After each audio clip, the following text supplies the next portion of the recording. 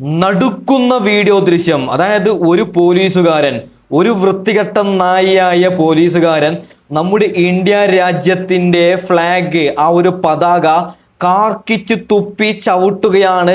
ആ നടുക്കുന്ന വീഡിയോ ദൃശ്യം ഞാൻ വെച്ച് തരാം. ഡൽഹി പോലീസാണ്. അവനെ പോലീസ് എന്ന് വിളിക്കത്തില്ല, അവനെ വൃത്തികെട്ട നായി എന്ന് ഞാൻ വിളിക്കാം. ഓക്കെ, അപ്പോൾ നമ്മുടെ പൊന്നു സർക്കാരിനോട്, നരേന്ദ്രമോദിയോട് ഒരു കാര്യം പറയാം. നിങ്ങൾ എന്തുകൊണ്ടാണ് ഇതൊക്കെ കാണുന്നില്ല? മിസ്റ്റർ നരേന്ദ്രമോദി, ഇന്ത്യൻ പതാകയാണ്, ഇന്ത്യൻ ഫ്ലാഗിനെയാണ് ആ നായിക്ക് പറഞ്ഞ നായി ചവിട്ടുന്നത്. ഓക്കെ, ആ വീഡിയോ ദൃശ്യം ഞാൻ വെച്ചു തരാം പൊന്നു പ്രേക്ഷകരെ. അതിനുശേഷം മുംബൈ പോലീസ് ചെയ്ത വൃത്തികേട്, അതായത് മുംബൈ പോലീസ് പറയുകയാണ്, ഡൽഹിയിലെ സമരത്തിന് പിന്തുണച്ചാൽ, സമരത്തിന് പോയി കഴിഞ്ഞാൽ നിങ്ങളെ കയ്യിൽ നിന്ന് 50 ഗ്രാം MDMA കിട്ടി, കഞ്ചാവ് കിട്ടി എന്ന് പറഞ്ഞ് കള്ളക്കേസ് ഉണ്ടാക്കുമെന്ന് മുംബൈ പോലീസ് പറയുന്ന ഞെട്ടിക്കുന്ന ആ ദൃശ്യം കൂടി ഞാൻ വെച്ചു തരാം. പൊന്നു പ്രേക്ഷകരോട് ഒരൊറ്റ കാര്യം പറയുകയാണ്, വീഡിയോ ലൈക്ക് ചെയ്യണം, സബ്സ്ക്രൈബ് ചെയ്യണം. കാരണം ഇത്തരത്തിലുള്ള കാര്യങ്ങൾ ആരും പേടിച്ചിട്ട് പറയുന്നില്ല. ഞാൻ പറയും, ഇന്നല്ലെങ്കിൽ നാളെ നമ്മൾ മരിച്ചു പോകേണ്ടവരാണ്, പിന്നെ എന്തിനു പേടിക്കണം? അറസ്റ്റ് ചെയ്താൽ അന്തസ്സായി ജയിലിൽ കിടക്കും. അതായത് MDMA കടത്തിയിട്ടും കഞ്ചാവ് വലിച്ചിട്ടും ഒരുത്തനെ കൊന്നിട്ടുമല്ല ജയിലിലേക്ക് പോകുന്നത്. നമ്മുടെ ഇന്ത്യൻ ഫ്ലാഗിനെ കാർക്കിച്ച് തുപ്പിയ ഒരു നായിക്കെതിരെയാണ് ഞാൻ സംസാരിക്കുന്നത്. അതുകൊണ്ട് എല്ലാവരും ഒന്ന് സബ്സ്ക്രൈബ് ചെയ്യണേ. അപ്പൊ നമുക്ക് ഒന്നൊന്നായിട്ട് കാണാം. ആദ്യം ആ ഒരു ഫ്ലാഗ് ചവിട്ടുന്ന വീഡിയോ ദൃശ്യം ഒന്ന് കാണാം. ഓക്കെ, ഇന്ത്യൻ ദേശീയ പതാകയെ മുഖം തുടച്ചും തറയിലിട്ട് ചവിട്ടിയും അപമാനിച്ച സംഘി പോലീസുകാരൻ.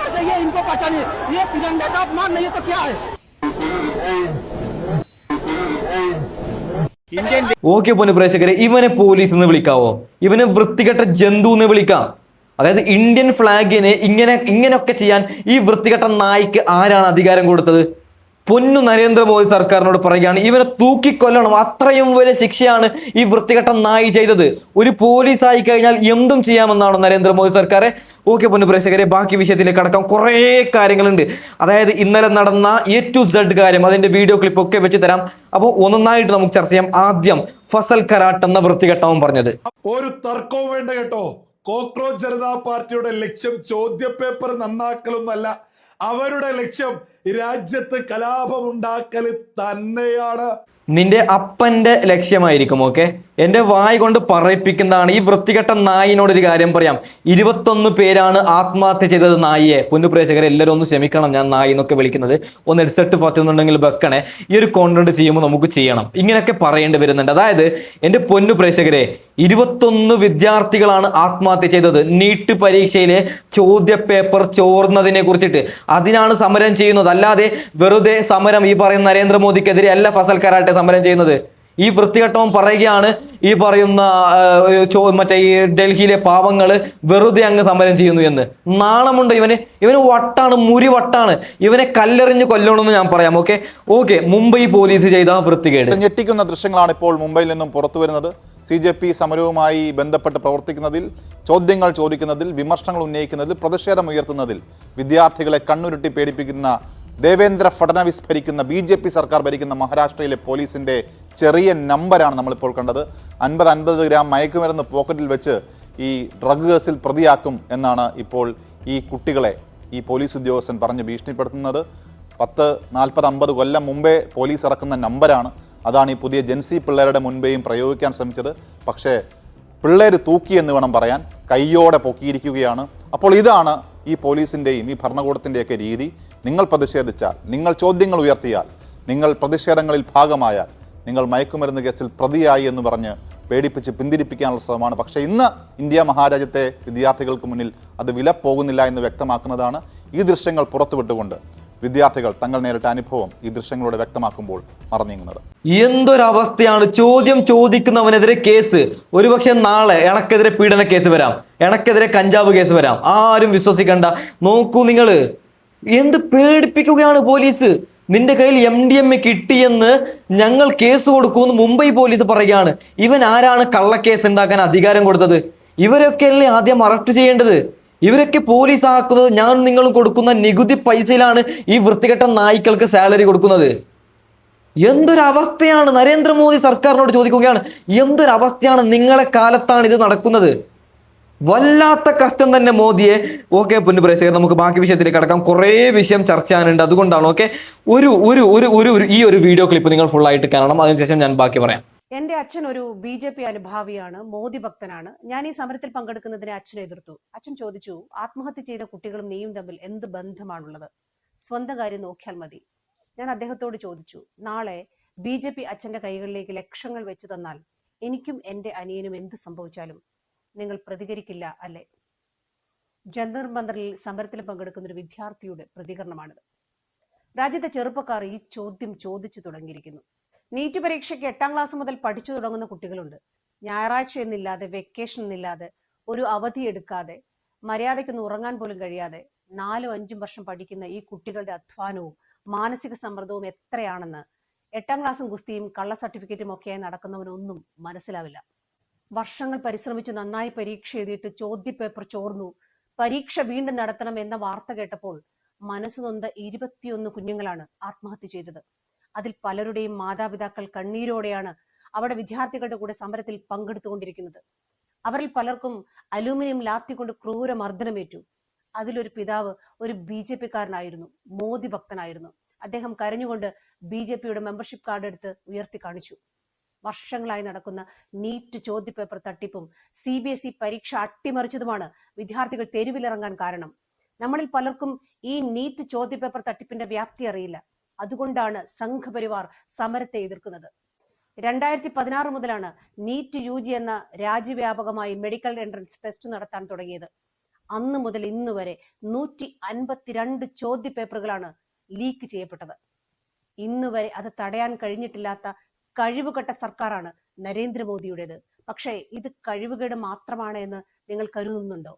അതിനു മുമ്പ് എന്തുകൊണ്ട് വിദ്യാർത്ഥികൾ ഇത്ര വികാരഭരിതരാകുന്നു എന്നുകൂടി മനസ്സിലാക്കണം. നമ്മുടെ രാജ്യത്ത് മൊത്തം 1,36,939 മെഡിക്കൽ സീറ്റുകളാണുള്ളത്. അതിൽ പകുതിക്കടുത്ത് മാത്രമേ ഗവൺമെന്റ് സീറ്റുകളുള്ളൂ.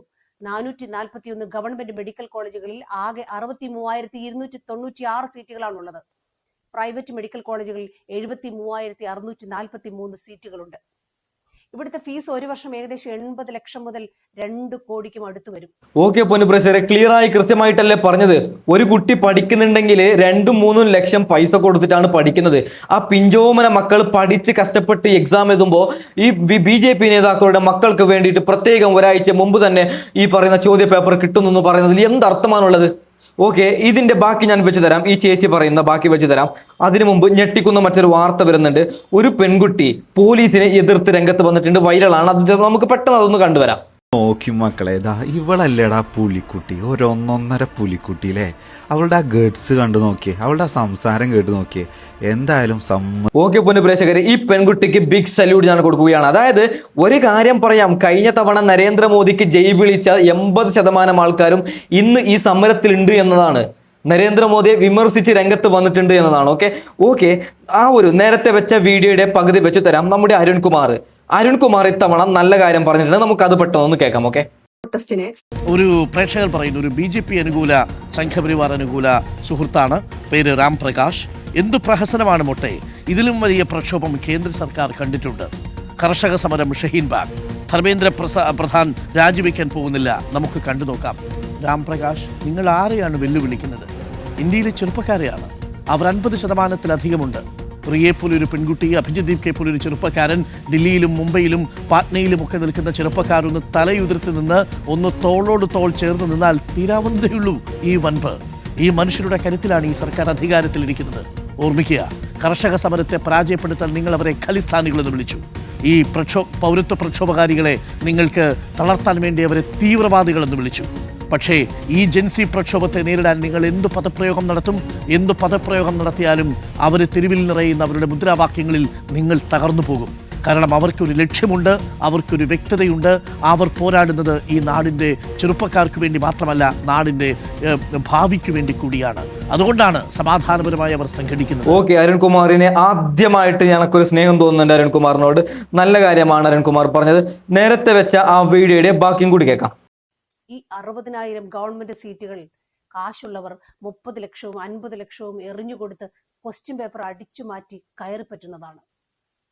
ഇതാണ് യഥാർത്ഥ പ്രശ്നം. നീറ്റ് പരീക്ഷയുടെ ആകെ മാർക്ക് 720. മുഴുവൻ മാർക്ക് കിട്ടുക വളരെ അപൂർവമായി മാത്രമാണ്. പക്ഷെ 2024 നീറ്റ് പരീക്ഷയിൽ ഹരിയാനയിലെ 6 സെന്ററുകളിൽ നിന്നും പരീക്ഷ എഴുതിയ 67 കുട്ടികൾക്ക് ഫുൾ മാർക്ക് കിട്ടി. 715 മാർക്ക് കിട്ടിയ ഗുജറാത്തിലെ ഒരു പെൺകുട്ടി +2 പോലും പാസ്സായിട്ടില്ല. ഈ ഫോട്ടോയിൽ കാണുന്നത് BJP നേതാവ് ദിനേശ് ബിൻവാൾ, രാജസ്ഥാനിലെ BJP നേതാവാണ്.